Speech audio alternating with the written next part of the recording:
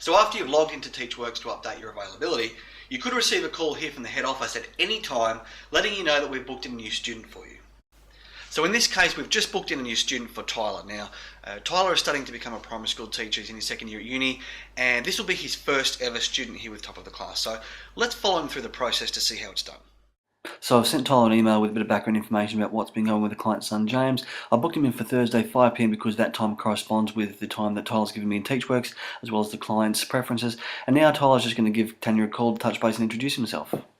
Hi Tanya, it's Tyler here from Top of the Class, James's new tutor. Now, depending on what level of psychology background you have, you may or may not be aware of a principle known as the halo effect. But if you're not, just consider that first impressions count. So the very first time that you make contact with the client, make sure to make a good impression by following these tips. For starters, remember it's not just what you say, but how you say it. I think the best first impressions can be made when you come across as both confident and professional, like an expert, you know what you're talking about, as well as friendly and enthusiastic. Establish that strong rapport straight away. If you have one without the other, it doesn't tend to work quite as well, but confidence with rapport, that can work miracles. I like to use the analogy of the doctor that has the good bedside manner.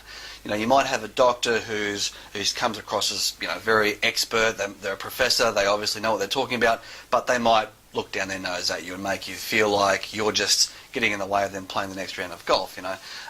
You might trust that they know what they're doing, but you might not want to come back and see them again. And then you might have the nurse who comes along and establishes a really good rapport with you, really friendly and enthusiastic, and you trust them, but at the same time, they might not have that sort of professional credibility that you might not trust them to operate on your brain. If you think of a doctor with a good bedside manner, though, they're someone that you can both trust their expertise to know what they're doing, but at the same time trust them as a person. So you're more likely to come back to them, and you're more likely to follow whatever advice that they're going to give you too, which is going to be really important. So remember the doctor with a good bedside manner, both professionalism and credibility and expertise, as well as friendliness, enthusiasm and rapport. I found that a really effective way of establishing rapport with a client over the phone straight away is to actually feed back to them some of the information that they've already provided us here at the office. Have you ever been in a situation where you've rung up a company and you've given them all your details over the phone, and then they've transferred you to somebody else who obviously hasn't communicated with the first person, and then you've got to go through the story all over again? That's a surefire rapport breaker right there.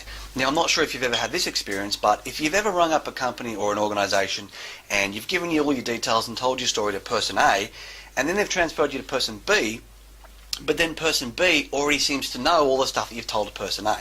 Not only do you feel a little bit more confident now to know that the person you're dealing with understands you, but you feel like the company that you're dealing with has good communication. And as I'm sure you can imagine from the parent's perspective, showing that there's good communication happening is a surefire way to establish rapid rapport. So as well as sending you through the client's contact details, I'll also provide you with a little bit of background information that you can use to talk to the parents about when you speak to them to get that rapid rapport happening right away. So using that sort of feedback communication idea I mentioned is a great way of establishing rapport with the client straight away and getting them to feel that they really trust that you understand what's going on for them.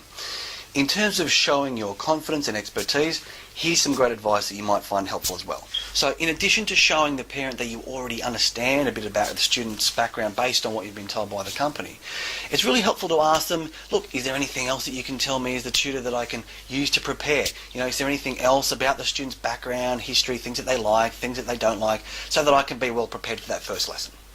The second thing is to remind the parents that we find a lot more effective when tutors can work with the student on what they're actually doing at school. So remind them to bring home some work from school. It's a lot more effective than just doing something completely separate. Now, the third and most important thing, I think, is to give them a rough idea of what your plan is for that first lesson. Sometimes parents are a little bit sort of uncertain at first of what to expect. So if you can run them through briefly what your plan is, that can help them feel a lot more rest assured. Let them know that you'll be looking through their workbook so that you can find out, which areas they need to focus on most. Let them know that you'll be making observations about their strongest learning styles, that you'll aim to assess where their strengths and weaknesses lie, as well as the fact that you'll be formulating goals each week so that you can help them step by step overcome their weaknesses too. Now, another really important part of professionalism as a tutor is to always remember to call the client 2 hours before each lesson to confirm. Not only does it remind the client to get ready, but it also gives you the opportunity to make sure they haven't cancelled the last minute. And of course, always say that you're calling from Top of the Class Professional Tuition. Hi Tanya, it's Tyler from Top of the Class here. Just calling to confirm our lesson with James in 2 hours at 5 p.m. Now remember that if the client does cancel the lesson and they don't give you at least 2 hours notice, technically we can still bill them for the lesson anyway and you'll still get paid. The thing is though, if you don't call 2 hours to confirm and you turn up to the lesson anyway and you say, hey look, they weren't there, can I still get paid? Yeah, technically you can, but I'm going to say, how come you didn't call 2 hours before to confirm?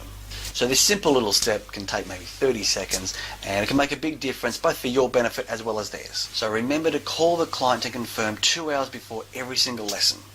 So to summarise, as soon as you receive notification that you have a new student, give the client a call as soon as possible to touch base, introduce yourself and remember to make a good first impression. Establish rapport with the client by showing them that you already have a bit of a background understanding about what's been going on with their son or daughter by feeding back to them some of the information that they've already provided here at the head office. Show that you're interested in being prepared for the first lesson by asking some specific details about what topics they're covering in class and if there's any particular goals or concerns that the parents have that they would like you to focus on with their child. Ask the client if they can remember to remind their son or daughter to bring some schoolwork home from the classroom too, so that way you can better assess their needs and find out exactly what topics they're covering. Give the client a little bit of an idea as to what your plan will be for the first lesson, so they can show that you're interested in being prepared and enthusiastic. And finally, remember that before every single lesson, remember to call the client 2 hours before just to touch base and confirm.